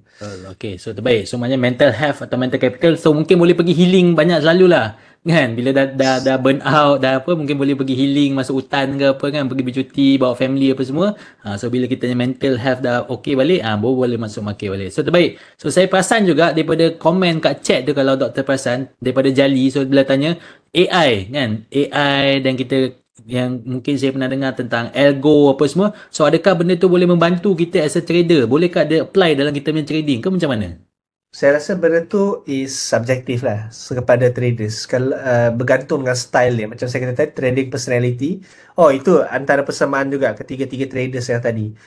Diorang menekankan untuk kita trade based on personality kita. So benda ni pun jarang disebut. Ada orang ingat bila kita belajar dengan someone satu teknik, kita kena ikut 100%. After baca banyak dan macam experience it sendiri, saya rasa tu tak betul. Kita boleh belajar daripada someone, tapi kita kena adapt dengan personality kita. So macam AI, algo, kalau benda tu sesuai dengan personality kita dan proof untuk buat duit, dan itu adalah cara kita lah. Ada orang pula dia rasa tak sesuai personality dia, style AI macam tu. Okay, terbaik. So sebelum kita ni ada soalan terbaik. Tuan, itulah soalan last tadi pada Johan. Berapa lama masa yang diperlukan untuk dapat psychological age dalam market? Okay, so benda ni pun subjektif juga. Berapa lama ni soalan yang subjektif, sebab setiap orang berbeza. Usaha dia berbeza, apa yang dia usahakan tu berbeza, cara dia, macam mana dia, apa yang dia study untuk dapatkan psychological age pun berbeza. So it is a matter, bergantung kita. Maybe the best answer adalah tak kisah berapa lama pun yang diperlukan, kita cari sampai dapat psychological edge dalam market. Maybe itu adalah the best answer lah. Kita cari sampai dapat, maksudnya kita kena tahu apa yang kita kena buat untuk dapat psychological edge tu. Kita dah ada satu list. Okay, first aku kena tackle emosi aku, kena tackle part ni, part tu. So bila dah tick, kita dah tick semua the checklist, dan maybe kita akan realize yang kita akan improve in our psychological dalam market. So it doesn't matter how long, kita just buat lah. Betul. Dan lagi satu tips tadi tu, dia punya winning percentage tu actually tak penting kan, as long as you keep you punya loss short kan, you keep your loss very small. Tapi kalau win tu memang sekali win ke, dua kali win ke, dah boleh cover loss. But same time yang kita menang besar lah, dia punya istilah kan.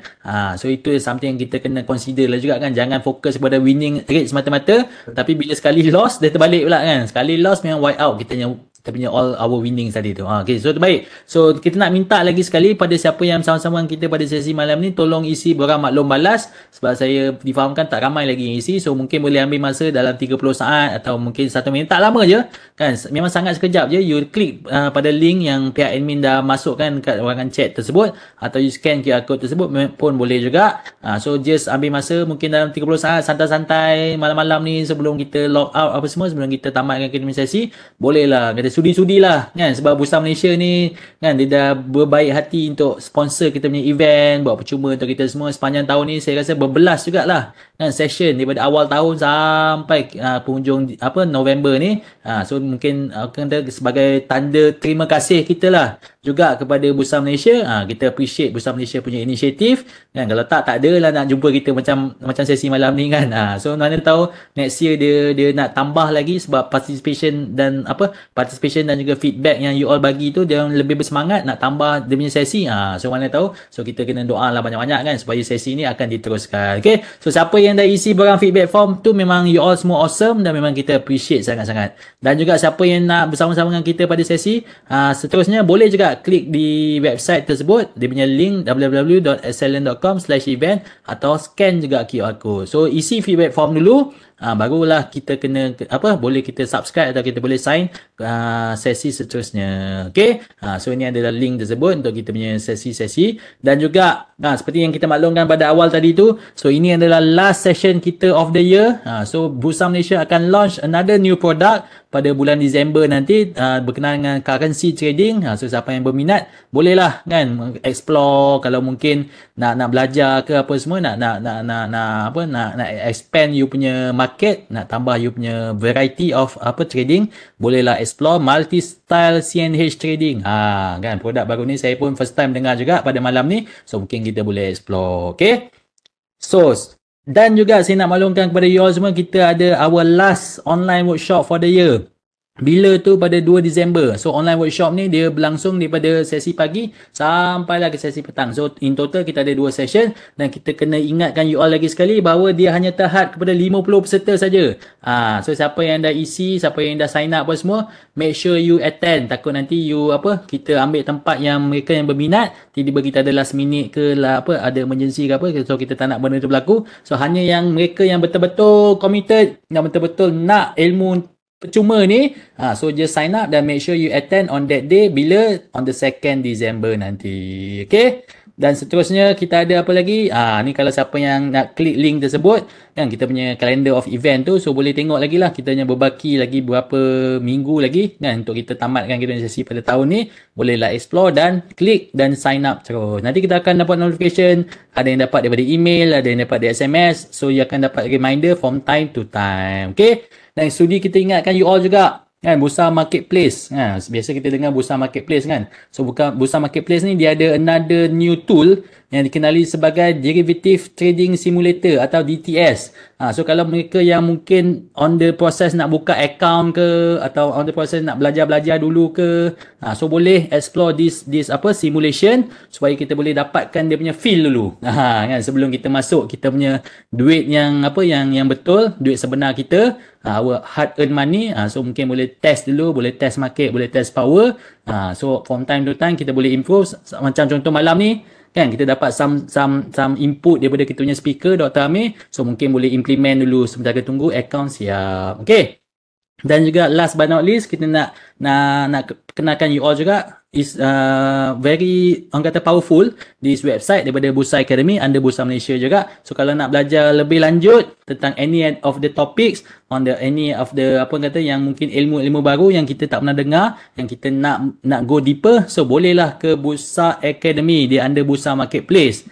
So boleh juga explore, dan mana tahu kan you learn something new, you learn something yang boleh equip yourself for the next year. Kan. So mana tahu kan tahun ni mungkin banyak loss. So kita muhasabah, so nak tambah ilmu, nak tambah kita punya confident level apa semua, at the same time kita belajar apa semua. So mana tahu 2024 will be a better year for all of you. Okay? So kita pun dah sampai ke hujung rancangan. Saya nak ucapkan lagi sekali terima kasih kepada Dr. Amir selaku kita punya speaker pada malam ni dengan topik 3 market wizard tadi tu. So memang banyak yang kita belajar, dan kita nak ucapkan terima kasih juga kepada Bursa Malaysia selaku kita punya host, dan juga kita nak ucapkan terima kasih kepada Excellence selaku kita punya penganjur, dan insya-Allah kita akan jumpa lagi di sesi-sesi yang akan datang. So insya-Allah kita akan tamatkan sesi pada malam ni. So saya nak ucapkan Assalamualaikum warahmatullahi wabarakatuh dan terima kasih semua. Kita jumpa lagi insya-Allah. Bye. Terima kasih Raiza. Assalamualaikum semua. Terima kasih, Dok. Lagi tahun hadapan insya-Allah. InsyaAllah panjang umur. Okay. Bye.